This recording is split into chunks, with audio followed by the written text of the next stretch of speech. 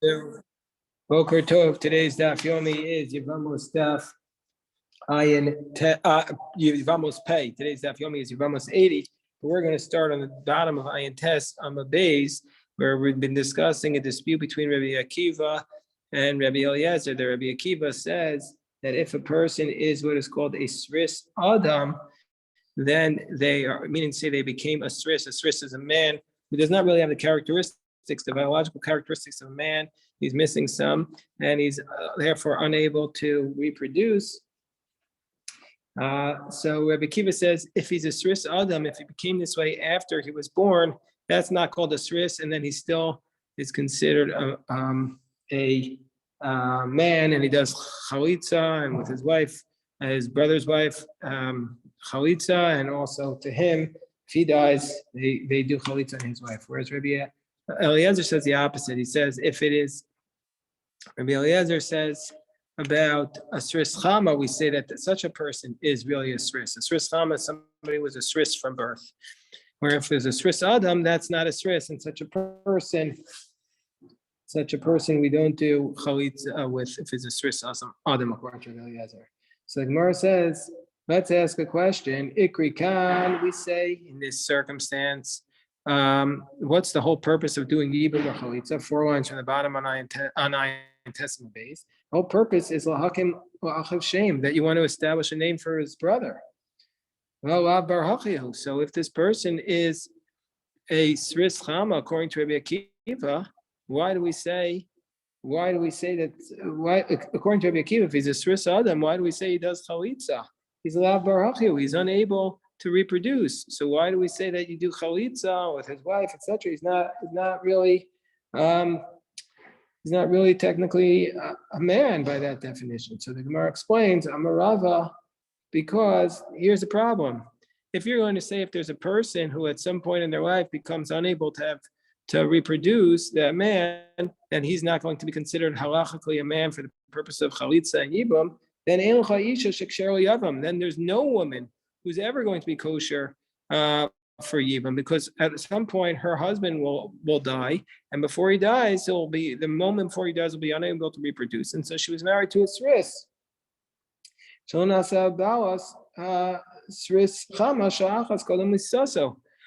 husband became a Sris for a moment before his death. So the Gemara explains, so that's basically a good reason why it's a good question on Rabbi Akiva. It's a good response to the question on Rabbi Akiva, because Rabbi Akiva is basically saying, that even though at some point he's not going to be able to reproduce, that doesn't disqualify him, because then everybody will be disqualified. So therefore, Rabbi Akiva is saying a Sris Adam does chalitza.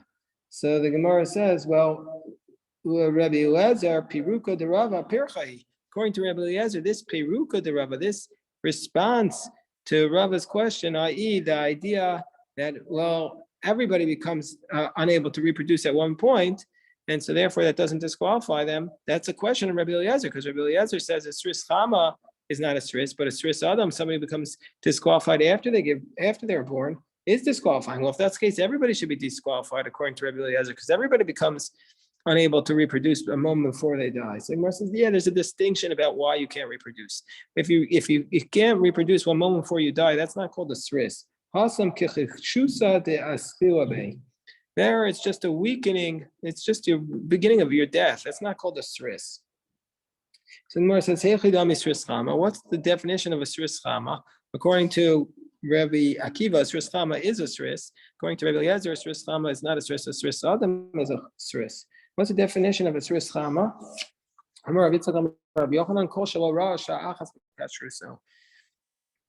So we're on top of Pei Amanaf. This is anybody who never saw one moment where they had ability to reproduce. They were from their womb, they were unable to reproduce. Not even one moment b'kashruso. Gemara says, Menaya Dinan, how do we know if that was the case? How do we know if it was never one moment in his ability to reproduce? The Gemara explains, I'll tell you how we know, says the Gemara. However, when they urinate, they don't make an arch with their urine. That's an indication that they had this problem from the womb, and therefore they're considered a Sris Chama. Gemara says, "Mimai havi." How do you become how do you get such a condition? The afya imay b'tahar. They say it's because the mother baked bread in the middle of the day.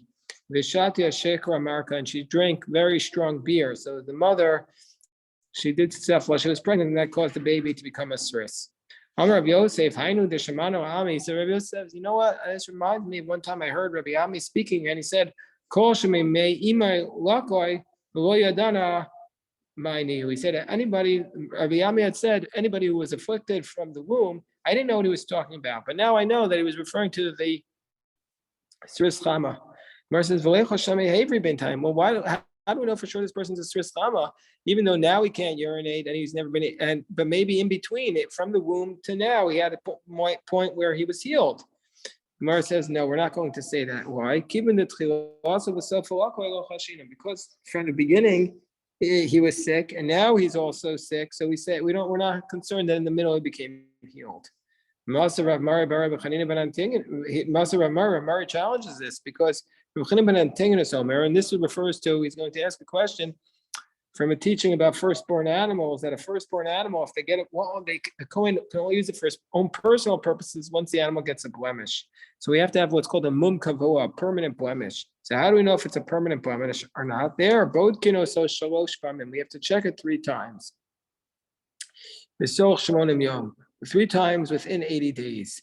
So therefore, it's not enough to just check at the beginning, at the end, and assume it's good all the way through. There, we have to check it in the middle too. So why don't we require that here? So the Gemara says, yeah, by a permanent blemish, for 1 limb, chayshinan, there we have to be concerned that maybe he healed in between. But for the whole body, the sris comes from a whole body that was wounded. And there we don't have to be concerned, we don't have to be concerned that the whole body became healed in the middle of it. So now we had said in our Mishnah that Rabbi Eliezer said that a sris adam, that such a person does not do chalitza, but a sris chama does do chalitza. But meaning to say, Rabbi Eliezer says, what's a sris? A person who became a sris after they were born. But if they were a sris from birth, he says that's not considered a sris. Gemara says, well, let's ask a question on Rabbi Eliezer from later on in Yevamos, where we have a law about who is required to do yibum. We know that a yibum is only done by an adult. If you're a minor, you can't do yibum or chalitza. So the Gemara said, "V'raminu ben esrim shana." Let's say somebody was 20 years old, and he didn't yet bring forth the signs of adulthood, which is 2 genitalia hairs. So therefore, Yaviu Raya, we assume no, he's definitely an adult at that point. Yaviu Raya shu ben esrim v'hu asaris. We're going to say that he was 20 years old and he was therefore a saris. And so therefore he can't, and therefore we allow the woman to remarry because she say he's disqualified from doing yibum. So he doesn't need to do yibum. And he doesn't do chalitza or yibum because he's a sris. And Rashi explains what we're talking about here is a sris chama. It's a sris chama. And we see from here that a sris chama is considered, we see from here that a sris chama is considered a sris. Which is a question on Rabbi Eliezer, because Rabbi Eliezer says a sris chama is not a sris, but we don't know that this is Rabbi Eliezer's opinion yet until we're going to cite the whole source. So bas esrim v'oivia shtei saras. So let's say it's a woman, if she's 20 and she has not brought forth the 2 hairs, yaviu raya she bas esrim, she has to bring a proof that she is bas esrim, and then she's what's called an ionis. An ionis is the female equivalent of a sris, that she's unable to have children. At that point, she's unable to have children, and we say she's an ionis. And and she doesn't do chalitz or yibam. That's the position of Beis Hill. Whereas Beis Shammai says, Beis Shammai omrim zeh v'zeh b'nei shmona asrei. Beis Shammai says both of them are talking about an 18-year-old. Rabbi Eliezer omer hazach, and this is why we assume that Rabbi Eliezer agrees with our Mishnah here, because he says hazachar kedivrei Beis Hill and a keva kedivrei Beis Shammai. He says the male is like a 20-year-old. The female, like Beis Hill, and the female is like an 18-year-old. Because the woman will develop quicker.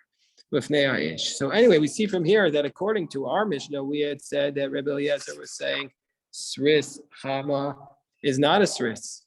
That the sris adam is a sris, but sris chama is a regular man. But here Rabbi Eliezer is saying that, like Beis Hillel, that is, or Beis Shammai, both of them, that Sris Chama is a Sris, and it contradicts our Mishnah, our position in our Mishnah. So Amar Rami Bar Diku, Amar Shmuel, Chazer Bar Rabbi Eliezer. Rabbi Eliezer recanted his position.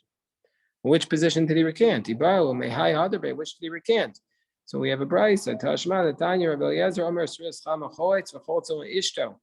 According to this source, Sris Chama does Chalisa, means say Sris Chama is not a Sris, like our Mishnah, not like the later source from Yevamos. She came B'mina Misrap and Alexandria Shal Mitzrayim. And the reason is because they've known to be healed in Alexandria and Egypt. We know that the Sris Chama gets healed, and so therefore we're going to say over here too that they're not a Sris because they're going to be healed. So Rabbi Eliezer is going to say a Sris Adam is a Sris, but not a Sris Chama. You can heal a Sris Chama according to Rabbi Eliezer. Rabbi Eliezer says, well, no, not necessarily the case that he recanted. Not necessarily the case that he recanted. No, Rabbi Eliezer wasn't commenting on what's a Sris Chama versus Sris Choetz. He just wants to know at what point a person is capable of being punished for their actions, because now we can determine that retroactively he was a Sris or not. So basically, if a person is a child is not going to be punished. So until they bring forth their signs of being an adult, we don't punish them. But let's say if a person is a Sris, they're never going to bring forth the signs of the adult. That doesn't mean they can escape punishment. We'll say, oh, at 20 years old, we could determine when they've been an adult the whole time for a boy, and an 18-year-old for a girl, we could determine they're really an adult the whole time. They just didn't show signs, the physical signs of being an adult. And that's what the Gemara is going to discuss now as it relates to Onshin, as it relates to this concept of punishment. Says the Gemara is going to teach this idea. Itmar, we learned, let's say a person ate this forbidden meat, this non-kosher meat. Ben from the age of 18, from the age of 12 until the age of 18, and then he had the signs that he was indeed a Sris. So now we see that he's an adult. And then afterwards he brought 2 hairs. For now that one is not relevant. Rav says, well, retroactively we're going to say this whole time when he was eating this non-kosher meat, from 12 to 18, he was a Sris, which means he's liable because he's an adult. And we do this retroactively. Shmuel says, no, we have no proof that he really was an adult. Now we know he's a Sris. We can't say retroactively he was a Sris, and we can't punish him. We could say maybe he was a minor. So Rav Yosef or Rav. So Rav Yosef challenges Rav because we have a law that an Ilonis or Rabbi Meir Yehela Kanas. That according to Rabbi Meir, an Ilonis has a that according to Rabbi Meir, an Ilonis should have to pay a kanas. What does that mean? This means as follows: that we know that a girl who is a nara, there's 3 stages of a girl. The girl could be a katan, now that's under the age of 12, a nara from 12 to 12 and a half, and a bogeres, which is a girl over the age of 12 and a half. So we say under these circumstances that Rabbi Meir says that if a person is ma'anesi, seduces a woman who was an island, who was a na'ara, then you have to pay 50 silver coins. And if she wants, you have to marry her. But we learned that Rabbi Meir said that it says in the Brayso Maseches Ksubos that if the girl was an ilonis, meaning she can never have children, she doesn't demonstrate the signs of being a woman, all the signs, then she does not get the kanas. And we established what's the reason. We said it's like Rabbi Meir, who says a katana, a minor girl, if she's the one who was seduced, she does not get the kanas. And we said that the ilonis, since she doesn't have the hairs, the genitalia hairs, we say she's like a minor, and so therefore she doesn't get the kanas. But asks Rav Yosef, well, according to Rabbi Meir, she should get the kanas. She'll just get it later. When she's an adult, we'll know retroactively she was not a minor, and then she should get the kanas. So that's the question that Rav Yosef asks, and Abai says, no, it's not. The answer is mikatnusa. Amoy Abai mikatnusa yatzto vagar. She immediately went from being a minor to being an adult, and that's why she doesn't get the kanas. She never has the stage of na'arus. That's what Rabbi Meir would say. She never has this in between stage. Amar way. So when Rabbi Yosef heard this, he said something very sad. He said, "Kol kiani mili ma'yasa yis amar mishma." He said, "Oh, these teachings I used to say in my name, meaning I used to know all this. I used to cite this brisa." Rabbi Yosef got sick and he forgot everything. And we learned this in a brisa, the Tanya Ein Asris Nidon Kbetzarim, that if it was a man, a sris, a male sris, he's not going to be judged like a rebellious son. The only way you could punish somebody for being a rebellious son is if he has the chasima zakin atachton, if he has a full genitalia hair, and a sris does not. The ein ionis nidonas kinara, and so too an ionis is not going to be judged like a Na'ara Amarasa Shemikatnusa Yatzalvagar. This is a brisa just like her mayor because she skips the stage of Na'aras according to her mayor. She goes straight from being a child to being an adult. Amar Rabbi Yevamos Simone Sris v'Ionis Ben Shimon. Now let's say you demonstrate the signs of being a Sris or an Ionis or a Ben Shimon. What's a Ben Shimon? The rabbis believed that if there was a baby who was born after 7 months or 9 months, the baby was viable. But after 8 months, the baby was not viable. In between, the baby's not viable. But once the baby reaches, so we don't know if any of these people are the Sris and the Ionis. We don't know if they're an adult yet because they don't have the signs of puberty. And also the Ben Shmona, we don't know if the child is going to live. So we say in all these circumstances, we don't punish them if they sin. Achu ben Esrim uben Shmona. We don't, Achu ben Esrim, until they're 20 years old. Meaning to say they have to be 20 before we're convinced, oh, they're viable or they're not a minor anymore. Gemara interrupts us and Gemara says, uben Shmona mikachaya. If the baby's 8 months old, can the baby really live? If there's a baby who's 8 months old, he's like a stone, 8 months old, born at 8 months pregnancy. Baby's like a stone. You know how to move him, meaning say the baby's not going to live for sure, but the mother can lean over him and nurse him, because it's dangerous for her to not express her milk when she needs to nurse. So we see from here that 8-month-old baby cannot live. We're on the top of Kayama Bay. So the Gemara says, no, that case is different. What's the case there? What's the case here where we say we wait till 20 to punish the baby because this baby lives that long?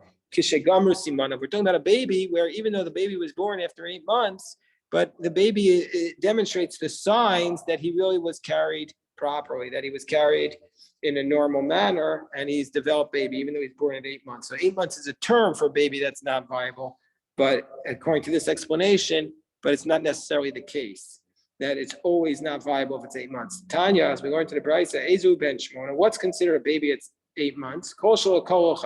First approach is, if the baby doesn't go to 9 months, it's an 8-month baby. If it goes past 7 and before 9, that's an 8-month baby. It's not viable. Whereas Rabbi Omer, no, the signs of the baby demonstrate whether or not the baby is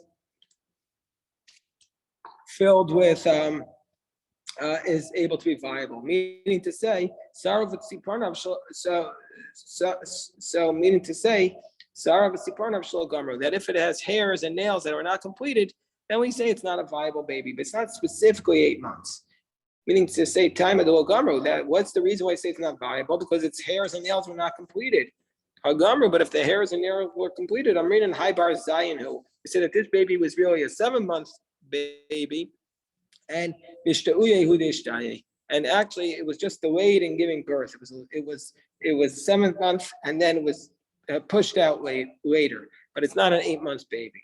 Gemara says, well, if that's the case, if this is only the position of Rebbe, it's not the majority position. How could Rava Tosfa rule like Rebbe? Rebbe's a minority position here. And there's the following case: there was a woman whose husband went overseas, and she was delayed until 12 months. Meaning to say, what happened? The husband went overseas a year, and a year later, the woman pops out with a baby, and she says, you know what? The Achshere, and Rabbi Tosfa says, you know what? The baby's a kosher. It's not the baby from an adulterous union. The baby we can attribute to the father, and just say the baby was late being born. Normally, babies are born at 9 months, but this one, the woman carried to a year, 12 months. But how could Rabbi Tosfa rule like that? That baby's okay and the baby's not a mamzer, the baby's not from an adulterous union when it's only Rebbe who says that. But the Tanna Kama here doesn't say it. So the Gemara says no. Come on, Rebbe. You mean he's ruling like Rebbe? Amar Mishtai? No. Kimin Dika Rabbi and Shimon Gamliel Amar Mishtai Rabbi Mavad. No. Rabbi Tosfa, since there's another position that says you could assume the baby was just a late delivery. No, it's like Rabbi Tosfa. Like we said, like Rabbi Shimon Gamliel also says that the Tanya. So Rabbi Tosfa is ruling like Rabbi and Rabbi Shimon Gamliel. Now it's already a majority. Two makes a majority. The Tanya we learned Rabbi Shimon Gamliel Omer Kol Shashal Amad Yom Adam Eino Nefel. Whenever you have a baby that's more than 30 days old, we're going to say that baby is not a nefel. That baby is not like a stillborn or baby that's not able to be born. And so we're going to say that that's really the case under these circumstances. It says the Gemara, Tana Rabban, the rabbis taught, Ezu Sris Chama. What's the definition of a Sris Chama? What's the definition of this Sris Chama, which again, Rabbi Akiva says a Sris Chama is somebody who's basically a Sris, and therefore this person does not do Yibum or Chalitza and is not able to reproduce. Kolshu ben Esrim Roy Veshtei Saros. Somebody who, this definition of a Sris is a person who gets to 20 and has not put forth 2 hairs. Even if after 20 he brings forth 2 hairs, we consider him a Sris. These are indications that this person is a Sris. If he doesn't have a beard, his hair is softer, his flesh is smoother. Rashbag says, anyone whose urine doesn't froth up. Some say, some say anyone who urinates, but it doesn't make an arch. Some say it's somebody whose seed is clear, it doesn't look like normal seed. Some say anyone whose urine doesn't ferment. Some say when he bathes in the winter, his flesh does not generate steam. And Rabbi Shimon ben Elazar says, some say his voice is afflicted, and you can't tell if it's a male voice or a female voice. What's an ionis? From anyone who's 20, she doesn't have the 2 hairs. Even later if she had it, she's considered an ionis. These are the signs of an ionis. If she doesn't have breasts, or it's very hard for her to engage in relations, in intercourse, it's not comfortable. Shimon Gamliel says, she doesn't have the anatomy of a woman. Her anatomy is, especially around her womb, it's going to be not looking like a normal woman's. Rabbi Shimon Elazar says, anyone whose voice is thick. Anyone whose voice is thick, and you can't tell the difference if it's a man or woman. In Mara, we learned Simane Sris. If it is the signs of a Sris, Rav Huna says, Achiu Kuam. Rav Huna says, you need all of these signs in order to be considered a Sris. Rabbi Yochanan says, Afil be'achamehem. Rabbi Yochanan says, you only need one of these signs. Gemara says, let's say you had brought forth 2 hairs, then bezakin on your upper beard, and then everybody would say, since you have the 2 hairs on your beard, everybody would say you need all these signs in order to be a Sris. No, they're arguing when you only have one. You don't have the you didn't have 2 hairs on the beard. You just have this because. Where you didn't bring forth signs of beard. So the Gemara says, so the Gemara says the Rabbi Avua said to the Rabbanan, Ainu Bei Rav Nachman, you should look at Rav Nachman, Ibesarum Ma'ahevel. So he says, what about the fact that Rabbi Bar Avuha said to the Rabbanan, look at Rabbi Nachman to see if he's generating steam, mean to say from his flesh in the winter. Mean to say, do you think that you only need one sign in order to be a Sris? So, and if so, Esav Lebrat, if he is, and because if he's not generating the steam, then and meaning to say, if he's generating the steam, if he's not generating the steam, then he doesn't have one of the signs of the srisis of being a sris, and then I can marry my daughter to him. So come on, is this like Rabbi Huda? Is this like Rav Huna who says that if you don't have one of the signs, you're not a sris? The Gemara says no. It's like Rav Nachman. Rav Nachman had sike dikna habile. He had the two hairs. He had stubble, so therefore he only needed one sign to show that he was not a sris. Gemara says that a sris does not do chalitza or yivam, and also an ionis does not do it. Katani sris dumya the ionis. So the sris is just like the ionis. Ma ionis bidei shemayim. Just like the ionis is something that comes from heaven, meaning to say it comes from when you're born that way. And av sris bidei shemayim. Also sris comes that way. The stomach Rabbi Akiva who says bidei adam in bidei shemayim well. And if the person is a sris adam, you have to do chalitza. But if he's a sris chama, he comes from birth, you don't do chalitza or yivam. So it says the Gemara at the bottom, a sris shachalotz yivamasa lo pasla. A sris who does chalitza, or he does yivam with his brother's wife, lo pasla. It's not disqualified her from the kahuna. But a sris who does chalitza to her has not disqualified her from marrying a kohen. And if he would have intercourse with her, that would be intercourse, lewd intercourse, and she would be disqualified from marrying a kohen. So the Gemara says, this means to say only because he is the one who had the relations with her. But if somebody else had the relations with her, she wouldn't be disqualified. So therefore, maybe this relates to another dispute. What's the other dispute? Maybe this is a dispute of Rav Hamnuna, because what did Rav Hamnuna say? Rav Hamnuna taught, because at this point, this woman who's the ionist, she's a shomeres yavam to the other brothers. The other brothers are waiting to do yibam or chalitza with her, and she goes ahead and she's with somebody else. You're saying she's not disqualified to the kohen.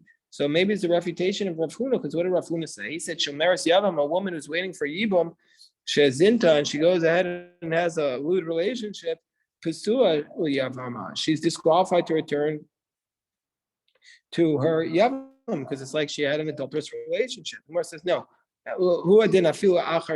Even if she had relations with somebody else, she would be disqualified to the kohen.